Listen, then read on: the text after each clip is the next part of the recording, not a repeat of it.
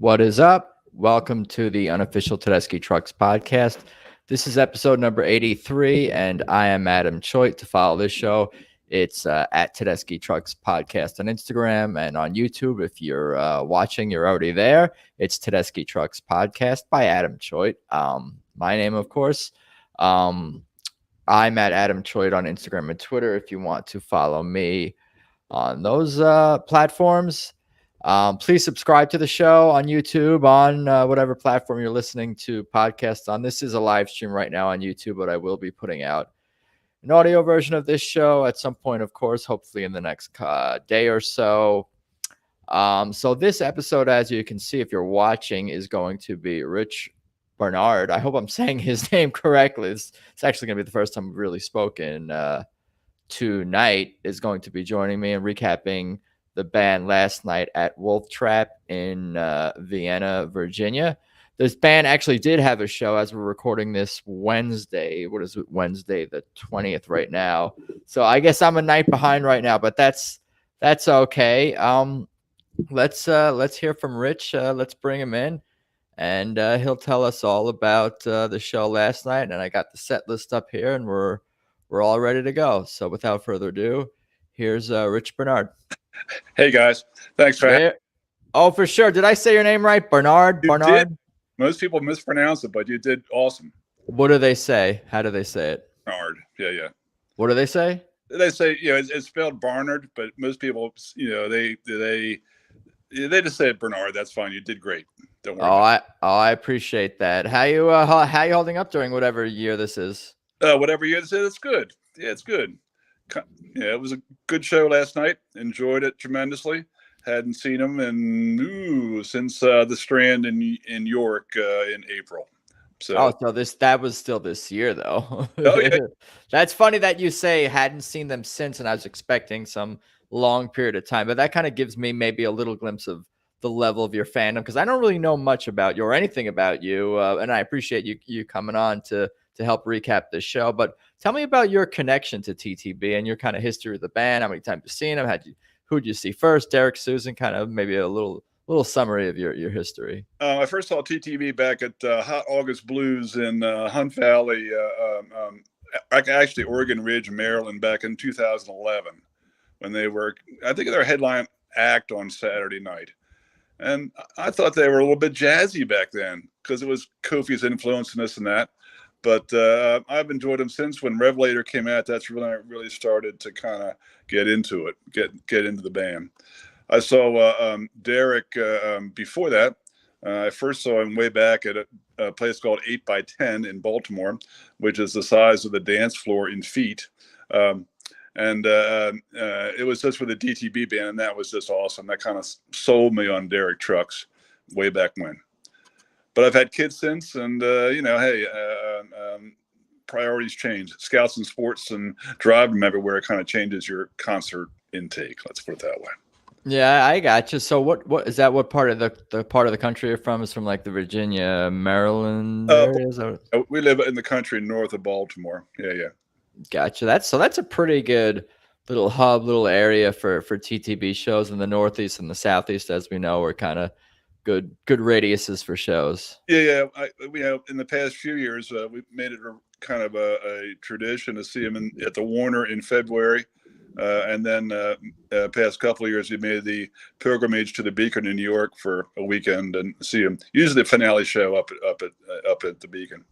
It seems like the Warner is one of those like most popular Tedeschi Trucks band residencies. You got Warner, you got Ryman, you got Red Rocks. The Beacon obviously is a big one. Are those the four biggest ones off the top of our heads? Am I missing maybe Chicago or some other places? Is that right? I would love to go to the Ryman. Here it's tiny, or it's even smaller than the Warner. And Red Rocks, that's kind of, and the Chicago Theater, I like to see them there too. I think that would be fun as well. And maybe the Orpheum up in Boston, another good spot to see them. But the Warner's nice, it's small, And at this point in my life, I go for the good tickets. So I like to be able to see, expressions of the band members be that close. And you get the energy of the band then too, a lot. So that's what that last show in February, oh my goodness. When when they were singing, what was it, Fire and Rain. Oh my God, Susan had tears in her eyes, and you could see them. It was great. Right. This was Warner 22 2022, and that was back in what month did you say? February. Yeah. The anniversary or around the anniversary of Kofi's passing, of course. And at the venue where they performed the night, I believe Signs was released, was at 2018. Yeah, No, that was 20. Was that 20? It was 2019. 19. Yeah, I remember. I'm actually figuring out what events happened in my life in these years to kind of do the math as well to yeah. figure that out. Performed the night that Kofi passed, and that must have been something. Oh yeah. Well, there's a fair amount of video and audio from those shows. But why don't we get it? Well, before we get into tonight's show, why don't you tell me? Did you tell me if you've been to this venue before, or how many Tedeschi Trucks Band shows total you've been to? Or I'd probably say it's in the 20s, somewhere around. All told. We saw them in 18, and I don't think I saw them before at Wolf Trap before that. I took my son down last time. We had a great time. So he's also a fan. My whole family is actually, daughter and wife and son as well. So very cool. Tell me about, like, start at the beginning of the night, like how you got to the venue, who you went to the show with, where you were sitting, what you eat, like kind of a little bit of the background of leading up to the show. The story is I bought these tickets way back for the fan club sale back in February, whatever. And my wife and I were going to go, but she's also a big Jimmy Buffett fan. So when Buffett was going to play Merriweather, she bought 4 tickets for everyone. And I was like, sorry, given the choice between TTB and Buffett, I'll take TTB any day. So off they went to Merriweather with a friend. And I asked all my friends. I had firm commitments, and people backed out. So I put it up on the fan club, Facebook page, and Terry Eiler out of just north of Gettysburg responded. I'd never met her before, and she met me yesterday at the parking lot of Wolf Trap, and we had a great time. She's a nice lady. Very cool. So you guys connected through the band, through a Facebook group or something like that? Yeah, Tedeschi Trucks Band fan page. Yeah, very cool. That's one of the best things, of course, as I've talked about endlessly on the podcast, is like meeting the various people in the community, the Swamp family. Like, it's such a cool little subculture to be a part of, a growing subculture. I mean, she had never seen the whole, the big band live. She's seen them a couple times before. And I just wanted to sell the tickets to somebody who was, going to appreciate them, and not put them up on StubHub or Cash or Trade or something like that. But yeah, somebody who would appreciate. I mean, I had a great time. It was nice. She's not, it was good. So she had only seen the Firesides. Yeah, is that what it sounds like? So she must have got discovered the band, blown away by the all the singers and the horns and all that kind of stuff too. So she right. I was gonna say, not to cut you, but that's such a cool thing for probably a fan like you who's been following the band for a decade plus now, and even Derek. It sounds like beyond that, to like experience vicariously, like re-experiencing the band and what it's like to get into them for the first time and have it like be new. A bunch of fans and different people have come on like the podcast and talked about, like, I mean, how cool it is to see someone else discover Tedeschi Trucks. She had never heard Midnight in Harlem live before, so that was really a good experience for her, and that was a great version last night. It was really, really good. Derek just played his heart out. I did hear a chunk of the show, and I appreciate you streaming it on, is it Mixler or MixLR? Yeah, Mixlr. Yeah. Mm-hmm. Yeah, and I heard actually probably 75-80% of the show. I was kind of taking care of a bunch of other things at the same time, but like Tedeschi Trucks Band really is the soundtrack to my life in many ways, my days. And the venue was cool, or what? Tell me about the venue. It's not like the Warner or the Beacon or any of those real kind of designated or dedicated concert venues. But it's nice, it's a national park. It's kind of there are some more rules, and the crowd's a little bit different. It's a much more kind of suburban DC kind of crowd than what you see at the Warner or Beacon or kind of the hardcore folks that see it. Interesting. I was gonna say it's because it's like a summery family event kind of thing versus hardcore residency type fans. And folks go and they have dinner beforehand if they're members, that kind of thing. I thought there were a fair number of subscribers there yesterday. So. Gotcha. So it was a little bit crowd. Yeah. Well, I guess we can get into the set list. Yeah, absolutely. Sure. Well, you know what? I'm curious before we get into that. Are you a musician? Do you play any instruments yourself? Are you musically inclined? With harmonica, this and that, but I don't really play with anybody. I'll play along when I'm driving. That's kind of a bad thing to do, is drive along and play harmonica with one hand, but still, it's still kind of fun to play along. Why don't you get the Billy Joel Piano Man type headgear? Harmonica holder? No, you can't really bend notes like that too easily. Let's put it that way. I see. Because you gotta use your. I'm cupping my hand to do the bending and the. So I just fool around with it. So, but no, not really a musician. Gotcha. I'm always curious to see how musically inclined or knowledgeable on a technical or theory side or whatever people I talk to, fans I talk to are, because that does of course influence how the conversation goes as we talk about musical things. But really what matters the most, of course, is how passionate people are about the music and the songs and the band and the different people in the band, different parts in the band, and everybody expresses that in a different way. That's super cool for me to hear. It's like everybody loves this band on so many different levels and multiple levels and some of the same levels. I used to be kind of a biggish Dead fan.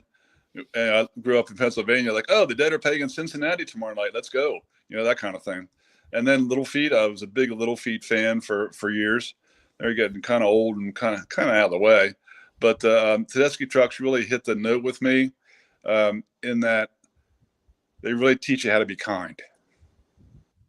Do you mean just from observing them like off stage or like in the music, how they share the stage, or all the above? Energy in their music, it's wonderful. It's one of the real sources of joy in my life. Yeah, no, that's the one thing that's like kind of almost like caught me off guard is obviously kind of getting a little glimpse of the type of people they are, and Derek Sue's in the band and even the broader community, because it's not even something you really associate with being a fan of music a lot of the times. Like if you're a fan of like a mega band like Rolling Stones or something like that, you're not really thinking of like Mick Jagger or whatever, or these guys being like down to earth people. Maybe they are, but you're not thinking about them in that sort of personal way, because they're so distant in a manner of speaking, versus this band, like they literally are accessible, and their whole image is also like, if you want to call it that, is an accessible one. They put it all out there on the stage for to see. So right. Yeah. It's all about the music. And speaking of, so yeah, playing with my emotions, they opened up from Ascension, the first song on Ascension. Yeah, nice song. I like the new music, but it doesn't have that, to me, that sense of blue that the older stuff does. Oh, you're talking about the I Am the Moon stuff? The Moon stuff, yes. It's good, but it doesn't touch me in the blues way. It doesn't really pluck at me like if my prime, probably my best song ever from TTB, my best set was from Frederick in July of last year. We went to the July 3rd show, and that set of Key to the Highway, Dreams, The Storm, Whipping Post, that was some of the best 40 minutes of music I've ever heard. And that new music does not touch me in that way. I'm sorry, it doesn't. Passaquan, it's a nice song, but is it like Dreams or Idle Wind? No, I'm sorry. I disagree. I will say it is, and I've been saying nonstop that it's going to go down, to at least music fans that overlap Allman Brothers and Tedeschi Trucks Band and are into that genre of music, that like I think it's going to go down just in the same fashion as Elizabeth Reed, Les Breers, all of the Mountain Jam, all the the Allman Brothers instrumentals. I mean, Derek with that E335 last night did a wonderful job. I mean, he was playing his heart out, on Pasaquan. It was also on Pasaquan last night. Great to see the percussionist for Los Lobos playing the congas off on the side of the stage. That was really cool. That really added a nice touch. But I'm learning it. They're trying something different. They're trying to be a little bit more artistic, concept album. Mm-hmm. Yeah, trying to move in different directions, but I am okay with it. But it doesn't move me like the last 4 songs last night, which we'll get to. It will. Give it time. I know. I'm old and I'm stubborn. Let's put it that way. Yeah, I mean it can be that way. Like things grow on you faster than other things. But after playing with my emotions, I had a made up mind, and I was listening. I was listening on your live stream, so I did catch some of this. And Mark Rivers, stellar. Made up mind. His solo is just wonderful. It really kind of makes it. Story about Mark Rivers. We went to the Beacon one time. My wife came down. This was her first Beacon show. And she rode down the elevator with this very nice black gentleman who asked her, "Are you going to the show tonight?" And he goes, Yeah, we're going to the show. He goes, "Great, we'll see you there." So she's like pointing at him at the stage going, "Hey, I met that guy in the elevator." So I saw him at the stage door, and he's such a great guy. Oh my God. But he's such a good guy. He sang his heart out. He always does.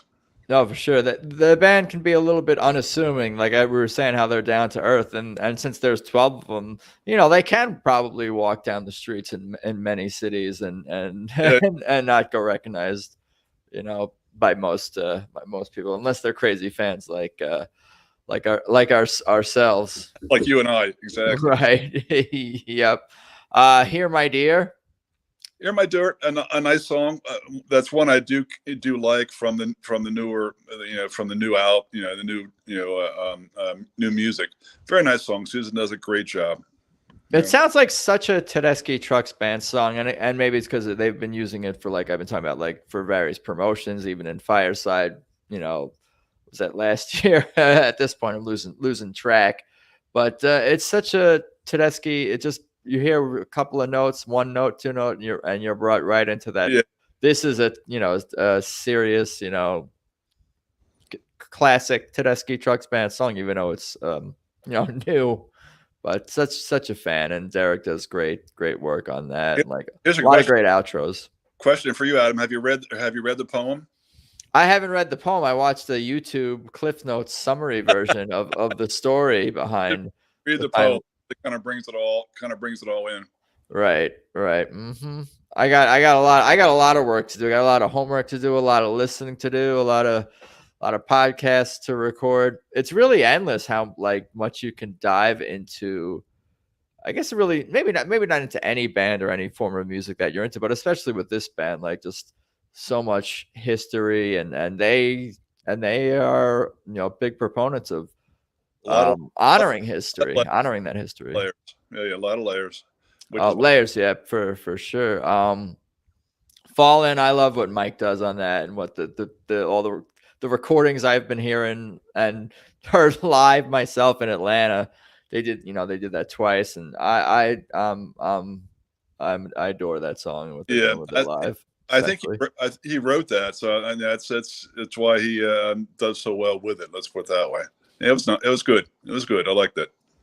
Yeah, it's like, so it was such a like Mike's style. It seems like such a quirky, but also throwback, but also modern, but also just many eclectic, but magical, but also soulful. Like just great stuff, and just what Derek does at the end of that, just like kind of like the call and response, kind of with the harmonizing vocals.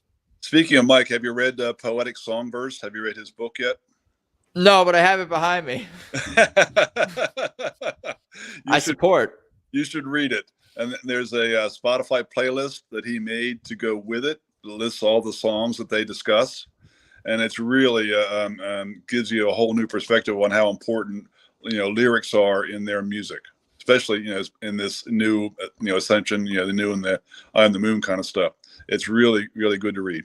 You should go back. I believe it. And it sounds like that could be an interactive experience as well, because that happens when I'm reading a review or when I'm reading about music. I'll end up like going on a rabbit hole and then watching what I'm reading about and gets sidetracked. Play the song as you just read about their interpretation of the lyrics and how it all fits in the process. It's pretty good. Should definitely read that. Don't worry about your schoolwork. Just read the book. Yeah. That's for all advice to all the students out there. Yeah, I love how TTB lyrics are timeless and specific, but also vague. That's an oxymoron and may not make sense at all. But they can evolve with the listener and take on different meanings at different times, even if the band is writing them with specific things in mind for themselves and at their points in their lives. Just, I guess the themes of Tedeschi Trucks Band's song are just like, archetypal or what's the word I'm looking for? Timeless themes, whether it's dealing with loss or dealing with anger about something or excitement or surprise or community, whatever the case, just different themes that sort of repeat through the songs. But we're dealing with love and sadness. They talk about that a lot. Universal, all these universal themes, just which what makes them so good. Right. What a great song, "I Am the Moon" by Gabe, who I think is I don't know if he's the sole songwriter on that, but that's his brainchild for sure. Brainchild, yeah, great lyrics, but I hate to say it, but it kind of reminded me of Pink Floyd with Derek in the background. You know what it sounds like when they started? It starts sounding like "Knocking on Heaven's Door" when they started with the strumming a little bit. A bit of a stretch for me. Let's put it that way. Yeah, you'll be in love with it in a week. All right. Well, I'll try. You're funny. You're funny. That song kind of, I forget if I've talked about this specifically on the podcast or not, but that song really kind of like builds up in a way, in the same way, like something, even though it's different style, still like "Still Your Mind," the way that kind of is like this slow burn, slow build. One of my faves. Yeah. It kind of reminds me, at least in the way that kind of builds like that. But "Outside Women Blues." Oh yeah, an old Cream song. Yeah. Good stuff. Yeah, the band really has fun, I think, on stage when they're doing that one. And you can kind of see that. Yeah, I enjoyed it. That was, it was kind of a throwback to, I forget what album that was on. It was either Disraeli Years or Wheels of Fire, one of those old Cream albums, which I have upstairs in the attic somewhere. But still, good to hear it. Yeah, I wonder how much like consideration, like when they put together a set list, when Derek puts together a set list, like just how much fun something is to play. I mean, all these songs are probably fun in different ways, and maybe more fun, less fun at different times in the band's journey, depending on how often they play them.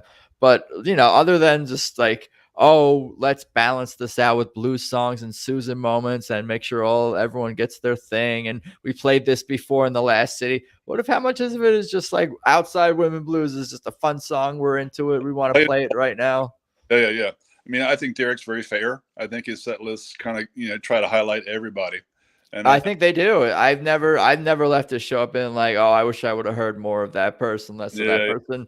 I mean, other people do have those opinions, I guess, but like it's not an easy job. But I feel like, again, you get a great balance of musicians and types of songs throughout. I had to go back and look the last time they played it. How long it's been. They were like, oh, let's throw this in as a wild card kind of thing. Yeah, they've been playing it fairly often.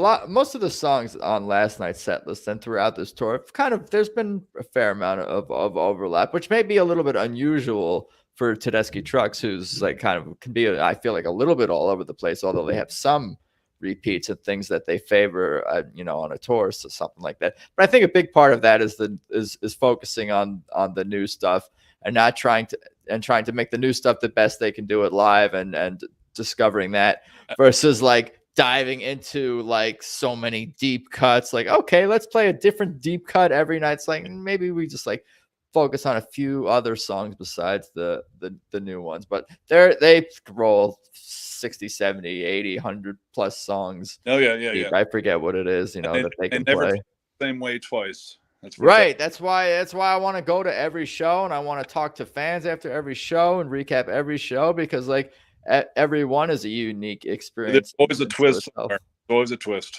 Right. It was, especially really all of them, I was going to say, but like Derek doesn't play the same solo, same riff. No. None of them do it the same.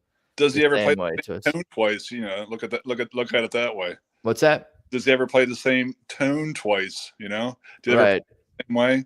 Who knows? Maybe. I mean, I'm sure it has certain riffs and certain things. Still, it's always different. Right, different combinations of things and slight variations makes for just a different listening experience each time. Certainly, we talked about Passaquan. I think such an epic song, and I you know what? I'm almost at the point where I should almost like post about this, because they've been playing Passaquan fairly regularly, almost at every show recently on this tour. Like, which is the best one? Is it like the recent one As It Grows? Like, I'm keep listening to the one from the first night in Atlanta, maybe just because like that's the first time I heard it live. So I'm like partial to like, I'm gonna listen to that one like 30 more times before I move on to the next live Passaquan. We sound like old Bordeaux freaks talking about single left bank vineyards of a song, versions of a song, but it's I think Passaquan is a great driving song. Oh my God, when I go to work in the morning, it comes on. Yeah, I'm getting ready to go. Let's put it that way. Yeah, no, that's what I've talked about with putting it right there with some of the other Allman Brothers instrumentals and where it fits into my life. Oh, I need 20 minutes to get ready, 20 minutes for this drive, 20 minutes, whatever, while I'm cooking, whatever it is, I just want to, we have that now for like the rest of our lives. We have it's 12 minutes on the studio version, but live we're getting 15, 16, 20, 20 minutes last night.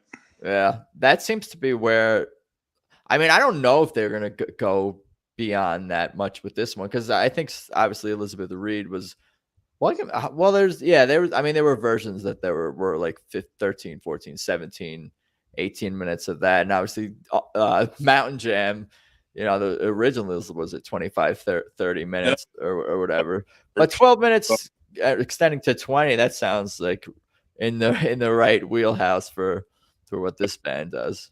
It might, Adam, what time take the place of my favorite, which is Idle Wind.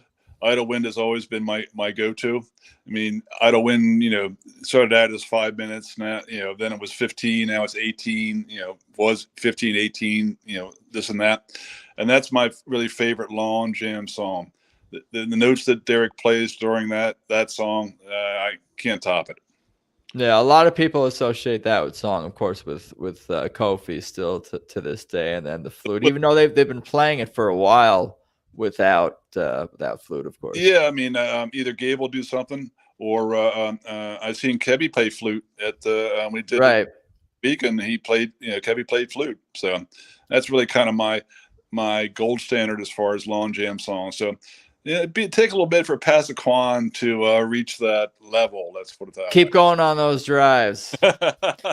No, but with Idle Wind, and this is something I've noticed and mentioned, and I'm sure other fans have as well, seeing them perform the song live or listening to live performances, that sometimes on that opening part where the flute would be, they just leave it with just the rhythm playing. Everybody's missing Kofi. Right, exactly. You're kind of just leaving the space almost like out of respect. Not that Gabe playing or Kebby playing flute. Those are in many ways tributes and signs of respect as well, Exactly. If you follow the Facebook page, I went back and listened to all 152 versions of Idle Wind sequentially and rated.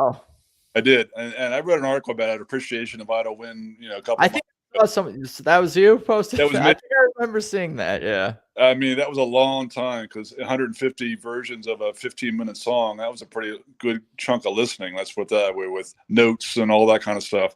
But that's really my song so far. Wow, that's cool that it sounds like you have a favorite Tedeschi Trucks Band song, or obviously one of your favorites. Certainly. Oh yeah, one of my favorites. I mean, if they go back and play Dreams or E-Read or something like that, yeah, I'm with that too. So I'm old. What can I say? I can say it's with the songs that kind of remind you of certain these extended jam songs. Yeah, no, it's a special song for sure, which you did not get in this set list because obviously Pasquan is probably that's the jam. Gonna be that's the song. Although they played what did they play in Atlanta? They played the Storm one of the nights, which is fairly jammy, but I think Idlewind they extend even longer than. Yeah, I mean, when I heard the Storm and Frederick, they made a twist of tone that said, "What the hell is my mind listening to?" I couldn't even figure out where they were going with the tones in the song. It was just like a twist, and I was like, "Oh my god, I can't believe what I'm hearing," kind of thing. Yeah, you just got to go with it. Like, especially if you're at a concert or listening to something live, you got to just go with when things get chaotic or jazzy or different, or you're with, people are missing from the stage, people are at it. Just go, just let the band take you on their journey and just trust them. Well, how I approach it. And Frederick, a guy coming out earlier offering a certain kind of dessert.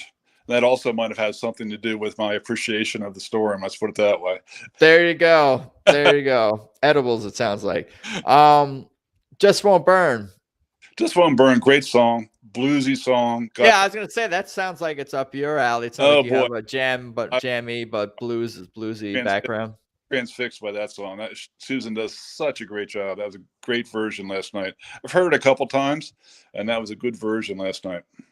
Yeah, it's essential, like that. I've been talking about. That's an essential in any Tedeschi Trucks Band set list, is having a hardcore blues Susan kind of singing and even her on guitar on the song as well. Maybe they need to add a couple of those songs. Like, what would happen if we got a Just Won't Burn and a I Pity the Fool in the same set? Maybe we have. I don't know. Probably have.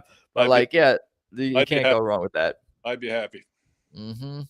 Yeah, it's like a real showstopper kind of like thing. I ascribe that to a lot of different songs, but the way it slows down and builds up, and Susan being totally in control of everyone, the whole energy in the building is quite something to behold.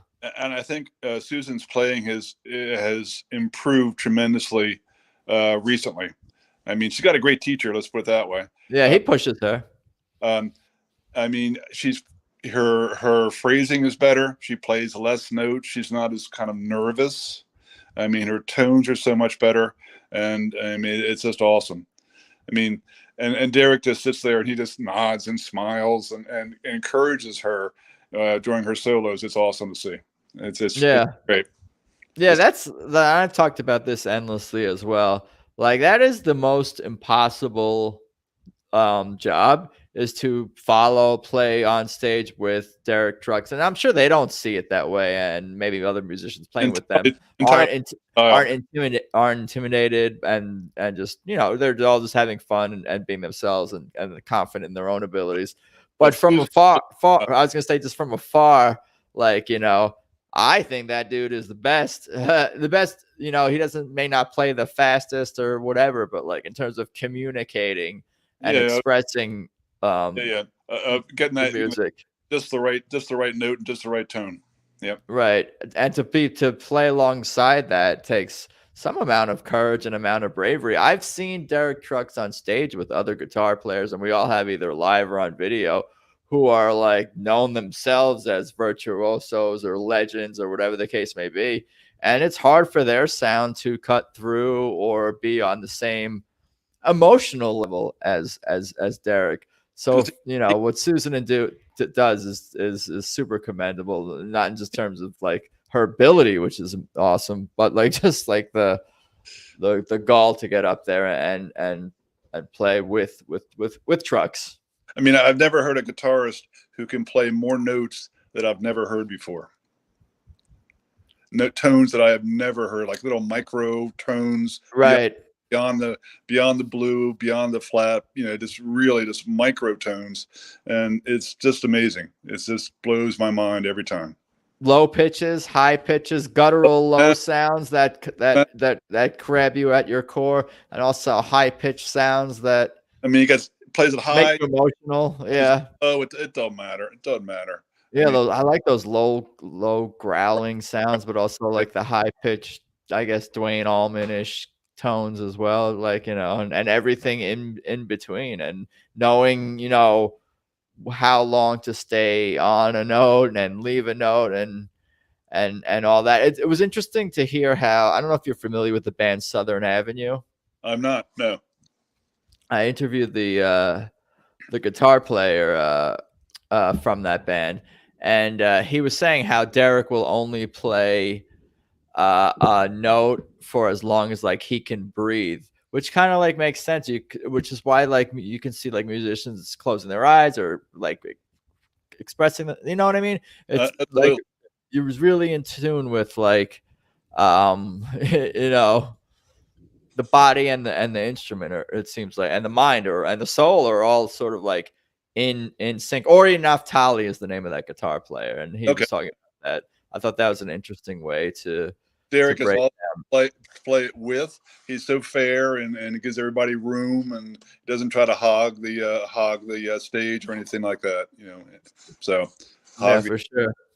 So I feel like you always get plenty of Derek as well. And I think part of the experience with Tedeschi Trucks Band is not just hearing him play slide guitar solos like all night or guitar solos all night, is seeing him conduct the band, direct the band, playing all the signature riffs from all these songs and signature rhythm parts, even on like a song like Anyhow, which you did not get last night. But a lot of these rhythm and riffs, even on like something like Gilded Splinters, the next song, is just like such a huge contribution to the band. And just to like, oh, I didn't get enough Derek. Like, just because you didn't get like 7,000 solos on every song doesn't mean you didn't get like amazing playing and like him being a prominent part of the music at all times. I'm moving, Adam. I need to my phone needs to be plugged in, so I'm moving over. Do it. You good? Yeah. Tell me about Gilded Splinters when you get Gilded Splinters, and Mike was the song that got me on my feet last night. Finally, the audience was not big standards, but that song really got me up and got me moving last night. Yeah, sounds like a little laid back. What do we get? Like politicians in the crowd or something like that. All the subscribers, all the Wolf Trap subscribers. I see. That's a subscription to like the theater itself. Yeah, you got certain tickets in your package or whatever, that kind of thing. So, but no, Golden Splinters. I mean, that with Mike singing, yeah, I was up, I was moving. I didn't really care who was behind me. I talked to folks who were sitting behind me and said, "Listen, if I feel moved to get up and dance, I'm going to get up and dance." Like, yeah, you go ahead, that's fine. You be you.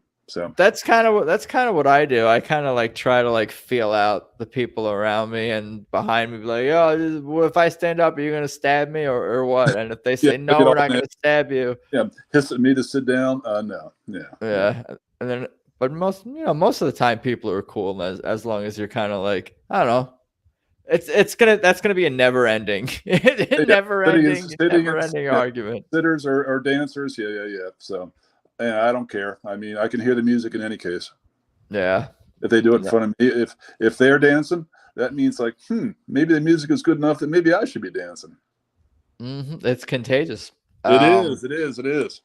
Yeah, we talked about Midnight in Harlem a little bit, and that's why they do it for those people who haven't heard it before, and of course, maybe people who haven't heard it in a year live or something like that in this city. Well, I probably heard it half a dozen times in my listening career, and last night both Susan singing and Derek playing, I mean, I had tears in my eyes. It was just wonderful.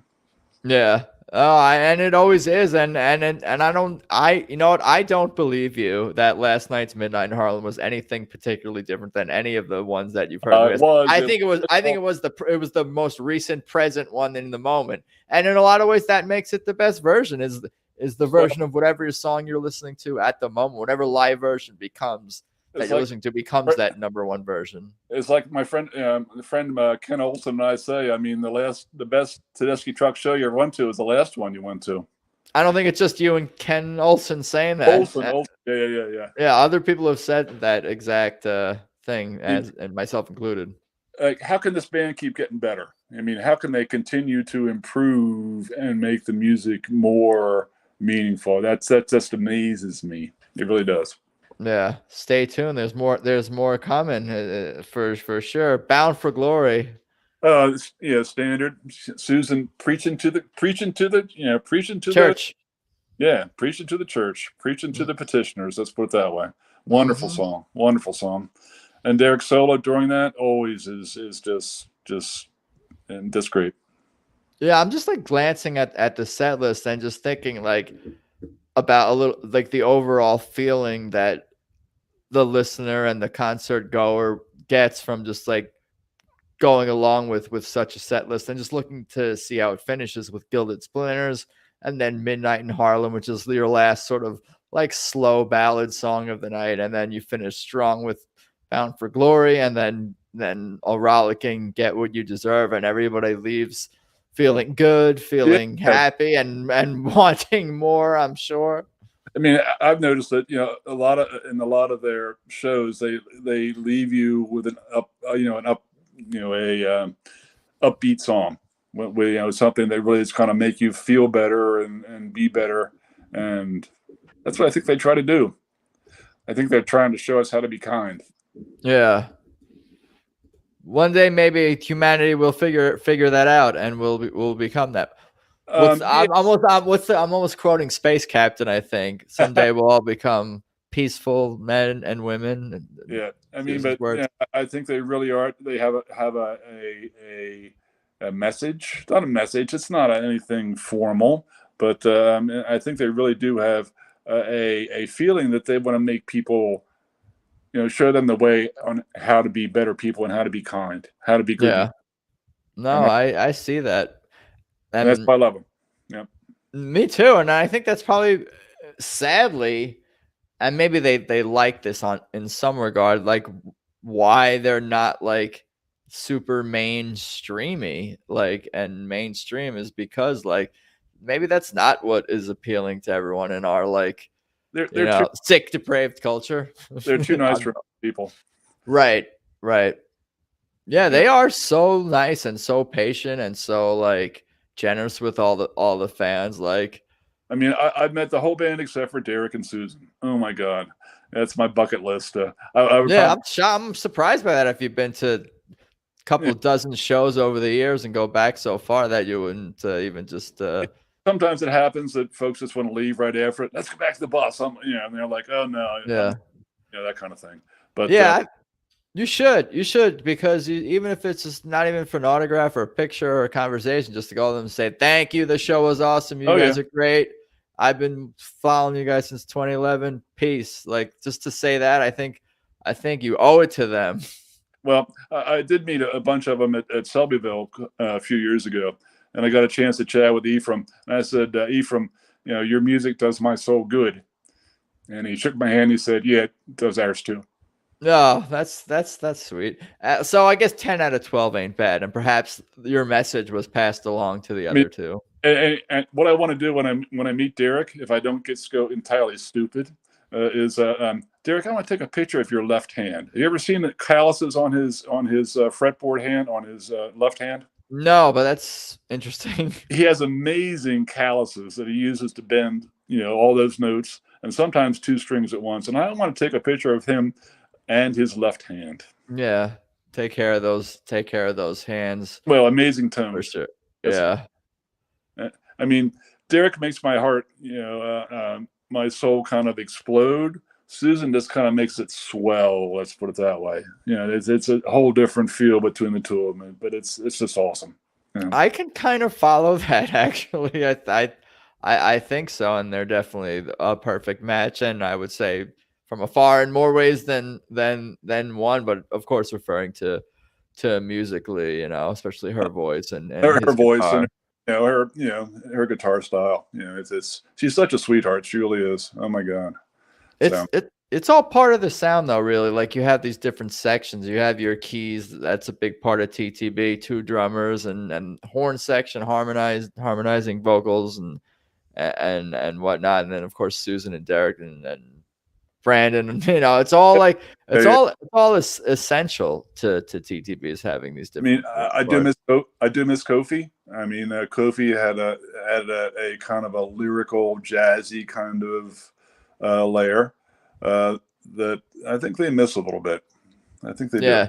He had a unique virtuoso quality that seemed to come easy to him and easier to him than in many ways than really I don't know. Not that obviously I think the world of the current members of TTB and how talented everyone is, but even compared to Derek in some regard, like I feel like the music will flows out of Kofi in a different way than it might out of Derek, who you can almost see like thinking about what he wants to play next, and that's a totally fine way. Like you can see Derek's like mind at work, whereas like you can't see Kofi's mind at work, nor could you understand how Kofi's mind is It's working. all magic. It's all just kind of magic. Right, it's magical. It's magical in its own unique way. Certainly. I appreciate you sharing that and talking some Kofi. I'm always down for that, and of course, I want Kofi to be his presence to be a big part of the podcast. And that's just going to continue on and on, I'm sure. Anything else we need to cover about last night's show that you want to mention or whatever? It was a wonderful show to see. My soul feels better every time I hear TTB, live. So as long as I can do that, as long as I can still on this earth, I'm just glad that they're here. Oh, very cool. I don't know if you're the public figure, want to plug or promote anything, but I'll give you the opportunity to do that, even if it's just plugging Tedeschi Trucks Band. I'll let you do your thing. I have no causes except, I think everybody Music should be learned to be kind. Let's put it that way. Oh, look at that. A beautiful, nice message for everyone. And I concur and I agree and I support that. And it sounds simple and maybe even cliched, but there's not enough of that in this world. And we certainly need more of that. And I think we should be talking about that more. And obviously music is a good connector for people to music to is the best expression of joy there is. Oh, yeah, for sure. On that note, I know it's getting late on the East Coast. I appreciate your time and the stories and the recap, and we'll have to do it again sometime soon. I enjoyed it. I enjoyed it more than I thought I would. I appreciate that. Have a good night, Rich. All right. Talk to you later. Yeah, later. So there you go. Episode 83 with Rich Barnard. That was fun. I definitely appreciate his time and the recap.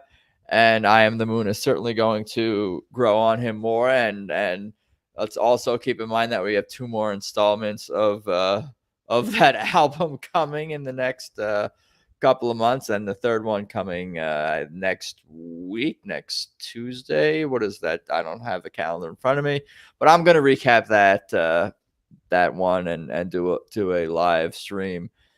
When that one ends, probably, if it's like 30-40 minutes, that one will probably end around 6:40 or something like that. So around 7 o'clock again, I'll probably go live recapping that. But thank you again to Rich. Hope everyone is doing okay out there.